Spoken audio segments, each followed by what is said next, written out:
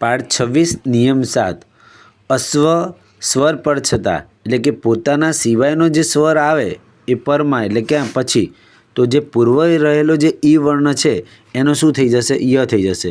ઉનો શું થઈ જશે? વ થઈ જશે. રૂનો શું થશે? ર થઈ જશે. અને લુનો શું થઈ જશે? લ થઈ જશે. કેવી રીતના જોઈએ કે જેમ કે અસ્થિ વત્તા અત્ર, તો અહીંયા આગળ અ પછી સ પછી ત પછી છેલ્લે એન્ડમાં શું છે? અંતે ઈ છે. અને ઈ પછી અ આવ્યો એટલે સ્વ સિવાયનો સ્વર આવ્યો એટલે ઈનો અહીંયા આગળ શું થઈ જશે? ય થઈ જશે. એટલે અસ્ત વત્તા ય વત્તા અત્ર એટલે અસ્ત્યત્ર.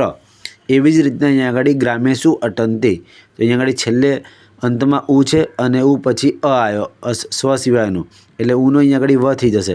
એટલે ગ્રામેશ વ વત્તા અટંતે એટલે ગ્રામેશ વટંતી. જેમ કે આપણે ઇતિ વત્તા આદિ હોય તો આપણે બોલે ઇત્યાદિ. પછી આપણે બોલીએ સુ વત્તા આગતમ તો સ્વાગતમ. પછી આપણે બોલીએ પિતૃ વત્તા આજ્ઞા તો રૂનો શું થઈ જશે? ર થઈ જશે એટલે પિત્રાજ્ઞા. સર્વનામની ષષ્ઠી અને સપ્તી વિભક્તિ અસ્મદ મમ આવયો અસ્માકમ મહી આવયો અસ્માસુ. મમ એટલે મારું, આવયો એટલે અમારા બેનું, અસ્માકમ એટલે અમારું, મહી એટલે મારામાં, આવયો એટલે અમારા બેમાં અને અસ્માસુ એટલે અમારામાં. તવ એટલે તારું, યુવયો એટલે તમારા બેનું અને યુષ્માકમ એટલે તમારું. ત્વય એટલે તારામાં, યુવો એટલે તમારા બેમાં અને યુષ્માસુ એટલે તમારામાં. તદ તસ્ય એટલે તેનું, તયો એટલે તે બેનું, તેસામ એટલે તેઓનું, તસ્મિન એટલે તેનામાં, તયો એટલે તે બેમાં અને તેસુ એટલે તેઓમાં.